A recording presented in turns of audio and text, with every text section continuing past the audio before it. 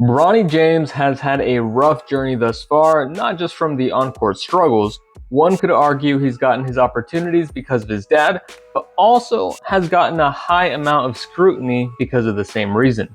Despite a lot of experts suggesting Bronny stay in college one more year, stating that he's just not developed enough for the NBA, I'm going to tell you why he should most definitely be picked by a team this year, and it's not because that could bring LeBron to your team. Before we start, consider subscribing to the channel where we break down the NBA and your favorite players using cutting-edge analytics. So Bronny James has admittedly played very poorly in college. Offensively, he was a severe liability.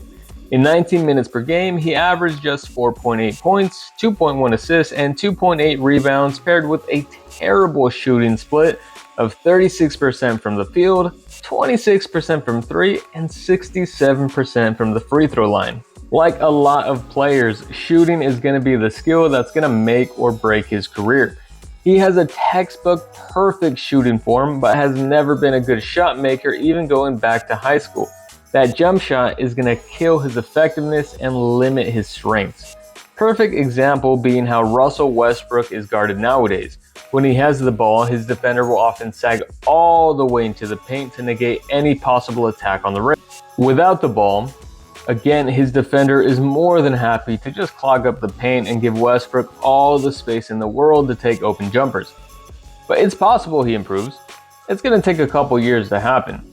After his jumper though, Bronny also lacks good separation moves needed from a lead guard to put pressure on the defense or create a good clean look for himself. Instead, most of Bronny's production has come as a result of off-ball play by spotting up beyond the arc or making a well-timed cut to the rim.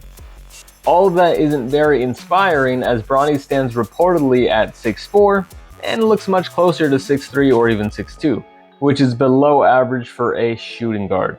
So physically, he's built to play point guard, but considering his skills right now, he's better suited as an off guard offensively. To top it all off, you have to consider the potential health concerns following his cardiac arrest earlier this season. But with all of that said, why would an NBA team want to use a pick to draft him? Well, more than likely, Bronny isn't going to be close to a star, but as a probable second round pick, that's not what you really look for. You want solid, smart role players that make winning plays.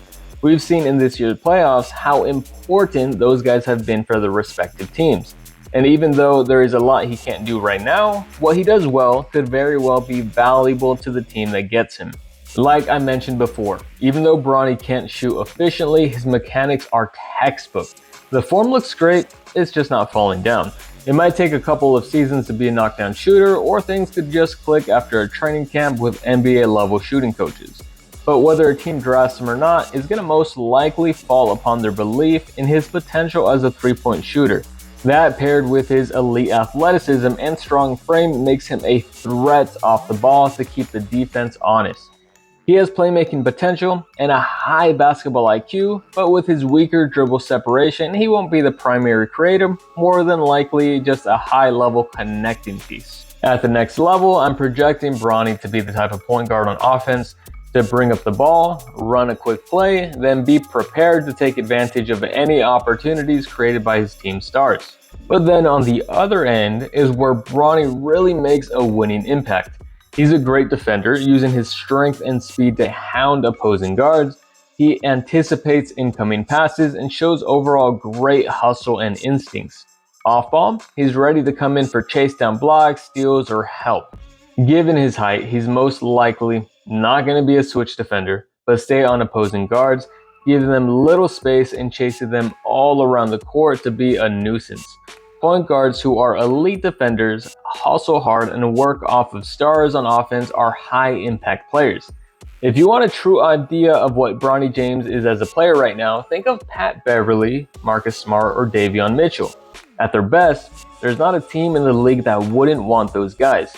At his worst, Bronny could end up being a end-of-the-bench spot-minute guy.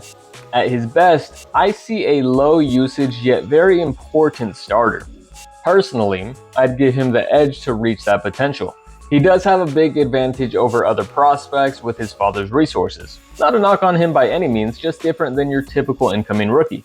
LeBron spends a lot of money on his body, staying elite athletically, relatively injury-free, and even developing a high-level jump shot at the end of his career. Who's to say his son can't follow that path to help himself get better? His draft stock is incredibly low this year. NBA teams should bet on him now because if he goes back to college and improves his playmaking and or starts knocking down shots, you're just not going to get him this easily.